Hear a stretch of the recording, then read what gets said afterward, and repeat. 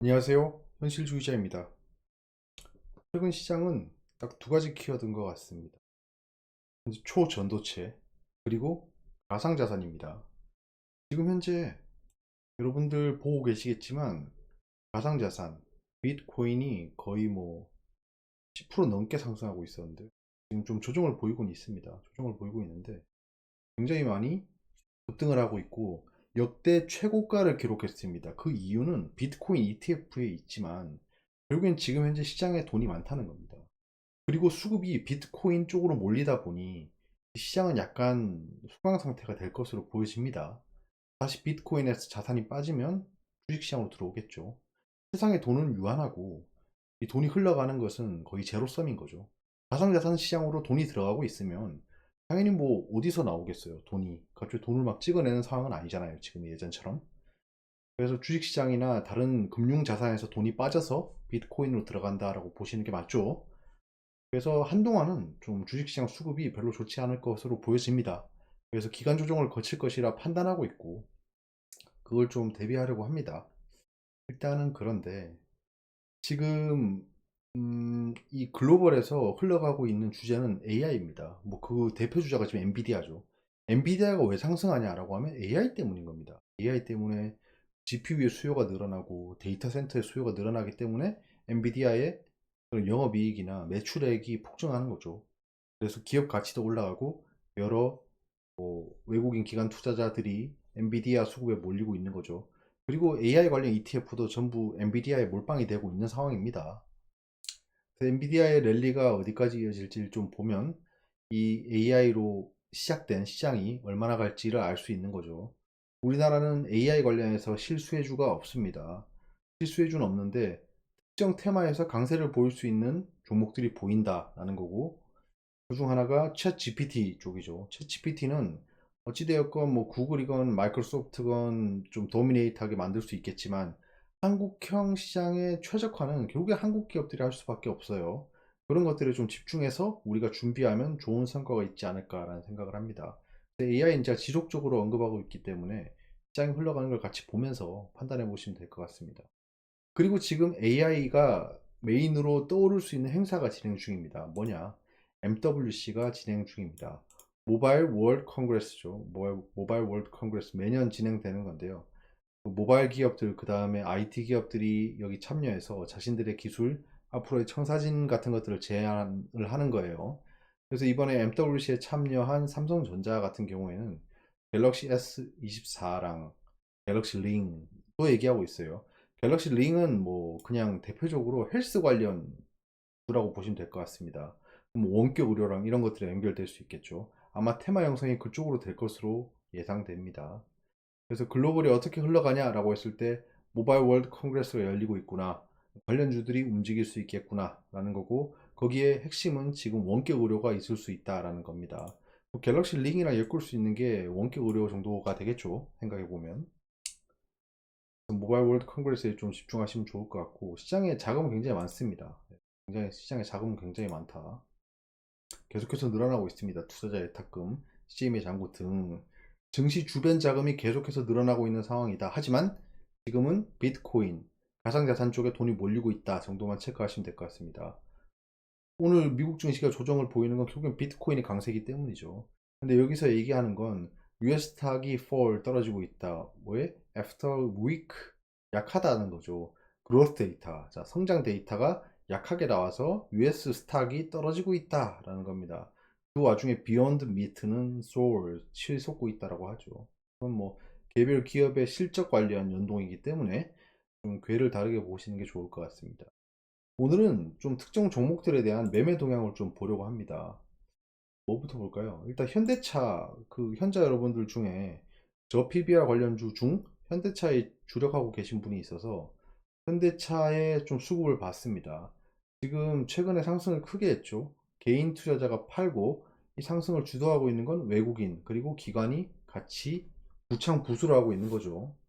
그래서 지금 공매도 잔고를 그냥 가만히 보시면 그냥 멀리서 탁 보면 공매도 잔고가 보이잖아요. 이 차트는 공매도 잔고가 굉장히 많이 줄었어요. 공매도 상환을 많이 했다.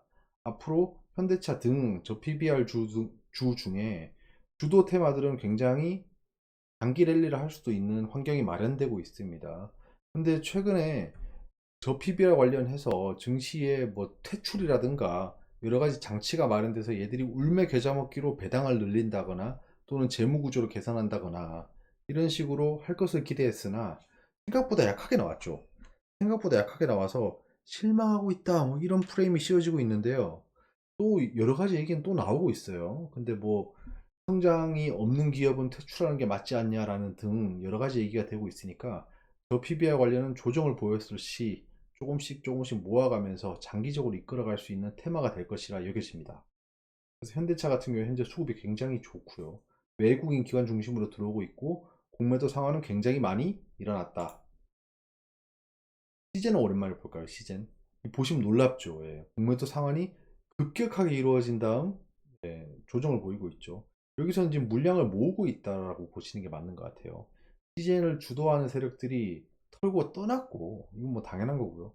털고 떠나면서 공매도를 많이 발생시켰으나 공매도가 굉장히 많이 상환이 됐고 현재 시젠의 주가를 좀 눌러놓을 수 있는 수단이 없어 보입니다.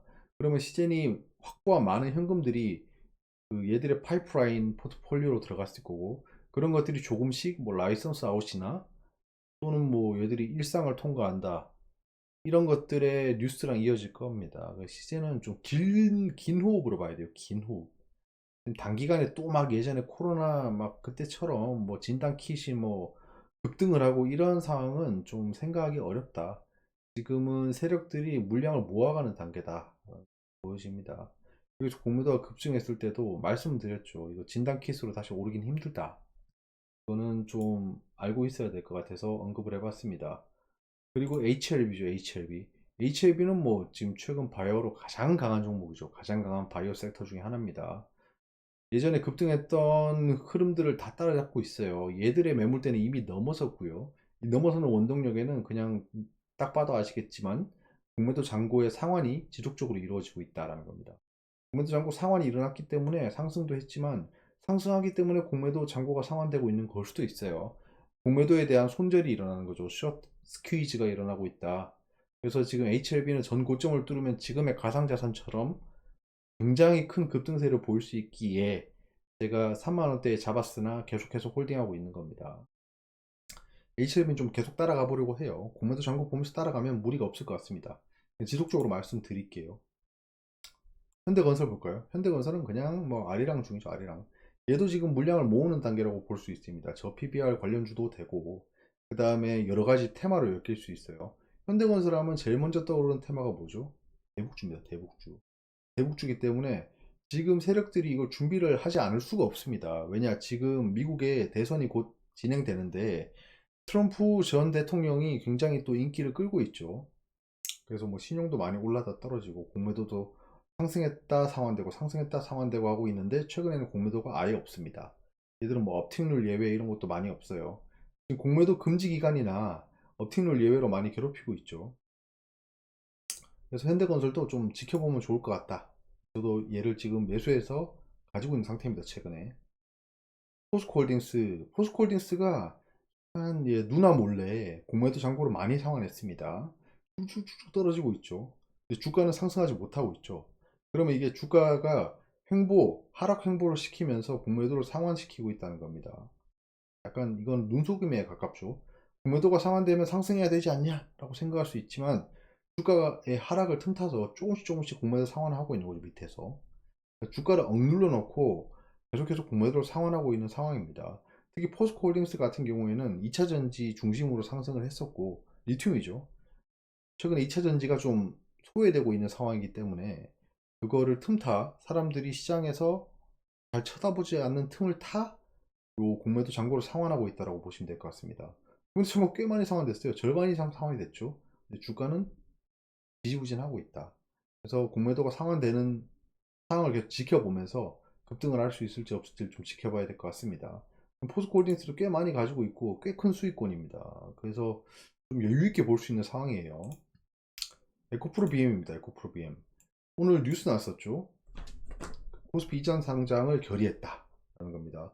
코스피 이전 상장은 제가 뭐라고 했죠? 여러 가지 공매도나 대차 관련 계약을 보면 뭐 주식 분할, 그 다음에 코스피 이전 이런 것들이 일어나면 대차 드렸던 걸 내가 다시 리콜할 수도 있습니다 라고 적혀 있잖아요. 대차 계약서입니다. 대차를 해갈 때 거기 약관에 있는 거예요. 뭐 주식 분할이라든가 코스피 이전 상장 같은 것들이 일어나면 너 대차 있는 거 다시 내놔야 돼 라고 하고 있습니다. 그래서 이제 코스피 이전 상장 얘기가 나왔기 때문에 여기 대차 및 공매도는 상환될 수밖에 없어요. 진짜 에코프로 BM, 에코프로는 우리가 기다리던 상황이 발생할 수 있습니다. 오늘도 좀 급등하다가 조정을 보였죠. 자, 그리고 에코프로입니다. 에코프로. 자, 에코프로 보시면 알겠지만 공매도 잔고는 지속적으로 상환되고 있으나 주가는 계속해서 떨어지고 있어요. 우린 지금 60만원, 70만원 사이 여기에서 가지고 있잖아요. 그래서 지금 주가는 복귀하고 있으나 여기서 떨어지면 하락 지속이 될 수 있습니다. 굉장히 위험한 구간이기 때문에 전저점 기준으로 해서 대응하는 게 좋을 것 같아요. 특히나 이 전저점은 굉장히 매물대가 많이 쌓인 전저점이기 때문에 이걸 깨고 떨어지면 진짜 급락이 나올 겁니다. 40만원도 깨고 내려갈 수 있기 때문에 굉장히 조심해야 되는 구간이고, 그 조심해야 되는 구간을 극복해내면 급등세가 나올 수 있는 상황이에요. 특히 오늘 공시가 나왔죠. 액면 분할을 하겠다. 5대1 액면 분할을 하겠다라고 했기 때문에 액면 분할이 또 대차 잔고 상환에 그 단초가 될 수 있기 때문에 에코프로랑 에코프로 BM은 한동안은 좀 요주의 종목으로 지켜봐야 되는 섹터라고 말씀드리고 싶습니다. 2차 전지 때문에 오르는 게 아니에요. 이건 단순히 수급과 정책 문제입니다. 코스피 이전 상장, 액면 분할 등등의 이유로 공매도가 움직일 수 있기 때문에 좀 눈여겨봐야 되지 않나 라고 의견을 드려봅니다. 이렇게 주기적으로 그 주요 종목들의 매매 동향을 볼 예정입니다. 혹시나 뭐 내가 가진 종목의 매매 동향을 보고 싶다라는 분들은 뭐 네이버 카페 게시판이나 또는 카카오톡 채팅방으로 말씀해 주시면 좋을 것 같아요. 여기까지고요. 지금 현재 다시 말씀드리지만 비트코인, 가상자산 시장에 돈이 몰리고 있기 때문에 주식시장은 좀 잠잠할 수 있습니다. 잠잠하다는 건 결국엔 우하향을 할 수밖에 없는 거예요. 단기간은 수급이 몰릴 수가 없다는 겁니다. 그래서 왜 이렇게 주식시장이 약하지? 근데 왜 비트코인이 저렇게 상승하는 거야? 폼을 느낀다 라고 하지 마시고 지금 상황이 이렇구나 라는 걸 인지하고 시장을 보시면 좋을 것 같습니다. 감사합니다.